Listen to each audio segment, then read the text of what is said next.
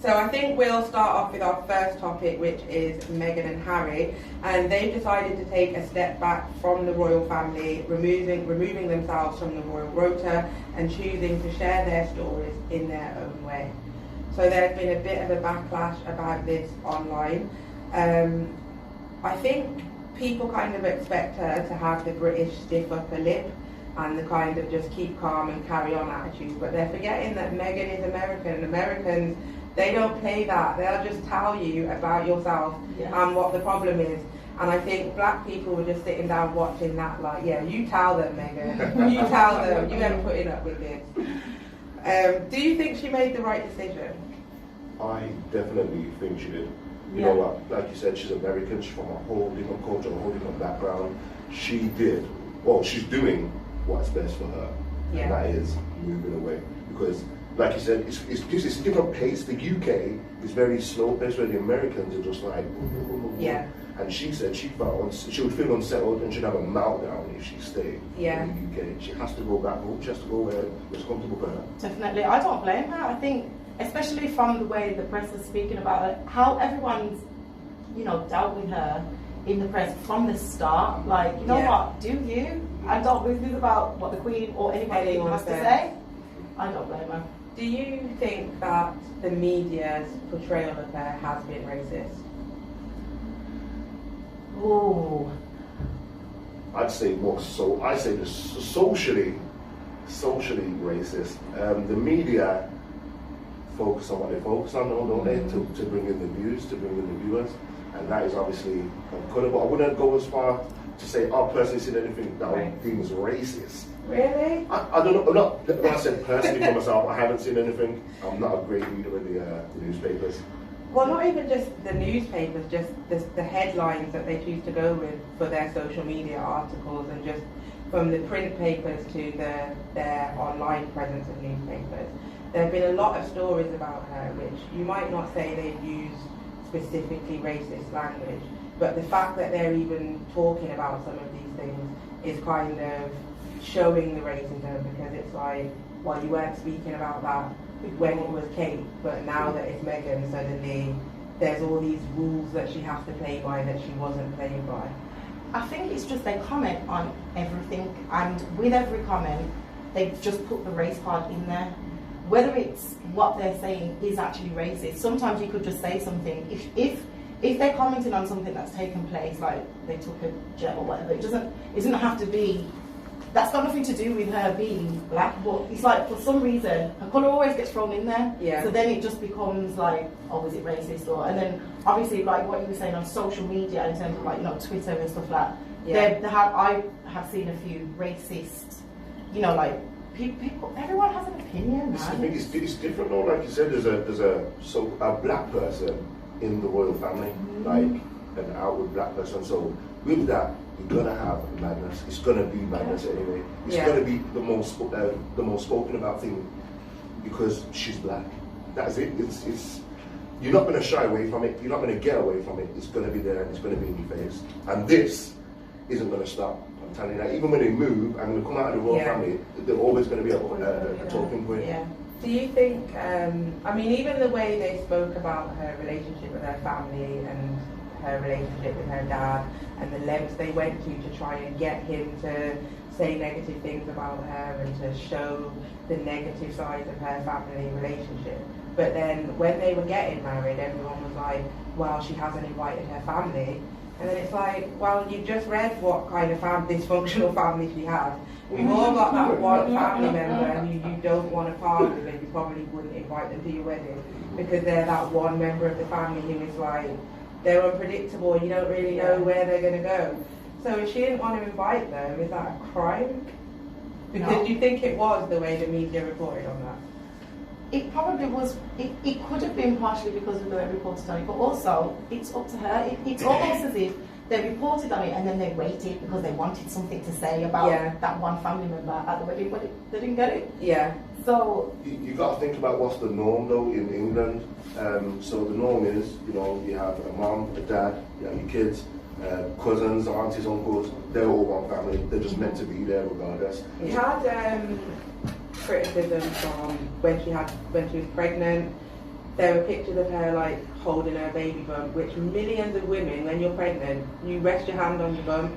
And I was looking at an article today, well, a social media post that was comparing how people reported Kate's pregnancy to how they reported hers. When it was Kate, it was like, oh, you know, Mother Earth is so beautiful, she's pregnant. But then when it was Megan, it was like, this is weird, why does she keep touching the bump? Is it a fake bump? Is this a real pregnancy? Just all sorts of madness. I like the way she hasn't just kind of conformed to the norms that everyone before her has done. I like that. Do you think Harry's been a part of that though? Do you think it was her decision? I'm gonna say Harry's probably just been like, yo, I think this is a joint decision. I definitely think it's a joint decision. And we have to remember what happened to Harry's mother. I don't want to bring it up, but you know, there was a lot of talk about, oh, this happened to Princess Diana when she was, you know, her being hounded by the media. You know, and then obviously he ended up her. Some people might say they killed her off. You know, like that. Yeah. There was all sorts of things. So he might not want to see that happen. Like, he had to kind of see how things played out with his mum who was young. Yeah, and he doesn't want to. You don't want that for your family. I don't blame him. I find that understandable, but then this just goes to show the media again, because the media have reported this. Like, she just said, "Look here, Harry. Me and you are going over to Canada. I don't care what you got to say about it. That's just what we're doing. I'm putting my foot down." And then he was like, "Okay, Megan, let's go." And then and then that was it. Like, you're forgetting the fact that he's a man in his own right, with his own opinion, his own experiences growing up in the public eye and in the media. So to me, it makes sense that he would come to this conclusion with his wife, who he obviously loves, and who we can see being treated like badly constantly in the papers. So to me, I would say it's a joint decision, but a lot of people don't seem to see it that way. Well, it's part of a man's role to protect as well as providing press. So this is him protecting his wife, and I don't see why people think there's anything wrong with that. Let him do what they want to do. He's got nothing to lose, has he? He's got nothing to lose. He's not going to be king. So what else? Yeah, exactly. Live your life. And Harry's always been that one, you know. The rebel. He's always been that one. He's always been the rebel. He's just keeping up with it. Like, never mind, I like it. Staying true. What were your first impressions of their union when it first came out that they were going to be getting married? What did you first think? I thought it was a publicity stunt. Did you? I did. I really thought there was going to be some big drama. She was going to like argue with him on camera, slap him or something. I don't know. I just thought it was going to be a big thing. But I just a black person in the royal family. I mean, like we say, racism exists every day. It's been there for years and it's still there today. So for someone black to be in the royal family, I thought, nah, man, they're just trying to spice things up a little bit. It seems like it's real.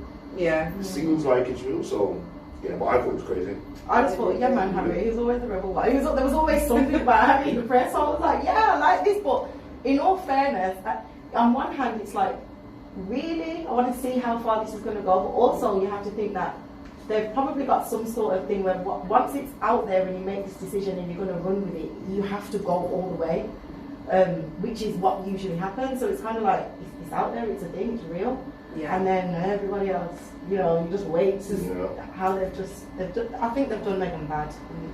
I think they have. When I first heard about it, or in the run up to the wedding, when it was just constantly all you were hearing about, and then there were all these articles about how this marriage was bringing hope to black women across Britain, and I was just thinking, like, hope for what? Like, what are we hoping for? And then it's like some people thought that this would just eradicate racism, like them two would get married and suddenly there would be no racism in Britain anymore.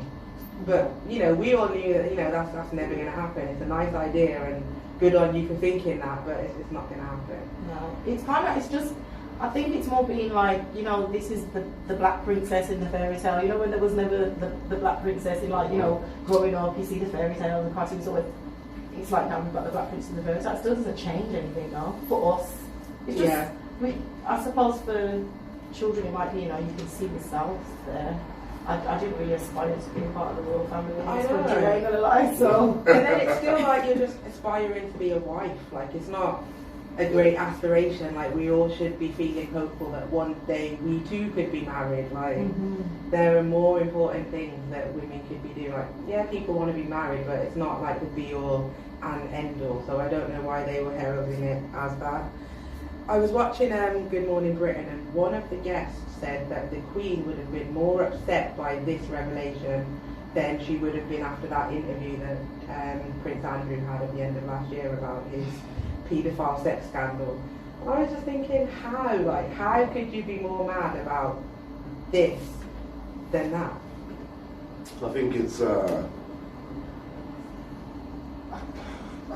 don't even know. You don't know where to go. I don't know. It's Probably because it's race. Decade. Maybe because it's race. Do people really think that it's just that bad to have a black person in the royal family? Anything, it's like that. Whatever that person was trying to say, Good Morning Britain, is that nothing is worse than than the having a black person in the royal family. Well, you know what? You got one. I don't want to get out, so. Yeah, have you seen the memes with Get Out? You know, the Get Out. Oh yeah, it's got like all the royal family. family. That cracked me up when I saw that. Oh, it was very fitting. So with Harry, there's all sorts of reasons why people think he could have come to this decision, like because of his mom, because he's had 2 tours in Afghanistan when he was a soldier. But with Meghan, it's like no one can see any reasons other than the fact that she must be manipulative or like a social climber, or she's just this evil woman that's just scheming to bring down the royal family. You know what's sad? I think I've been to a few weddings, and one of the things they say is, you know, a marriage is between you, your husband, and God, or you know, whoever you are. It's not between the press and everybody else. It's like sometimes when you go through things, everybody else's opinion, it's got nothing to do with them. Yeah. So why all of a sudden, why is it going to be her being manipulative? They don't know what's happening. They don't even know her. Like a lot of people, like I don't have an opinion of her as a person. Like I can't sit here and say she's an amazing woman, and I can't say she's not. My opinion is just on how this whole thing's played out and the way she's been treated. But some people will sit there and argue with you that she's just this horrible person, and it's like, how do you know? Like, where are you getting this information from? And it is the media, that's where they're getting it from. Well, like you said, she's American and they're going to do what they want to do, like you said from the start. They are just different. Like I said, Harry has got absolutely nothing to lose, so that's why he can make an easy and comfortable decision like this, because he's not missing out on anything. And that's what people don't. I think people are failing to realise that, because if you've got nothing to stay around for, and you've got a whole family to look after, you have to stay in one place. You can move, you can do whatever you like.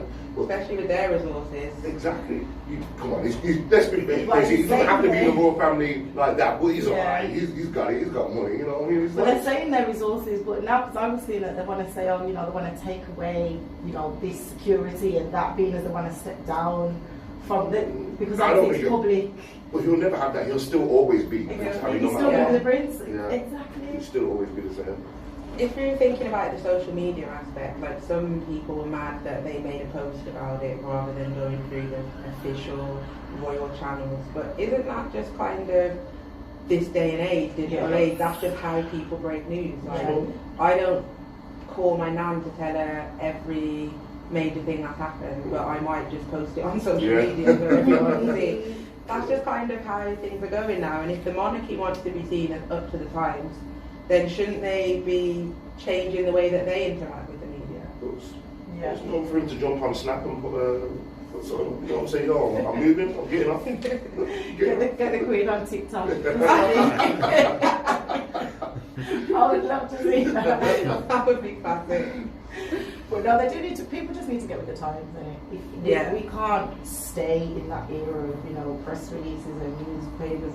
Everything's on social media now. They're going to have to keep up. The monarchy's going to have to change to keep up.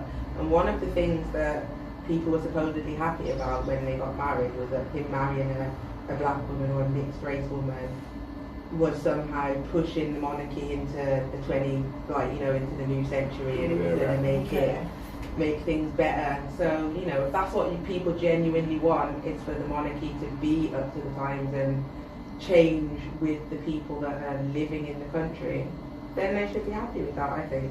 Definitely.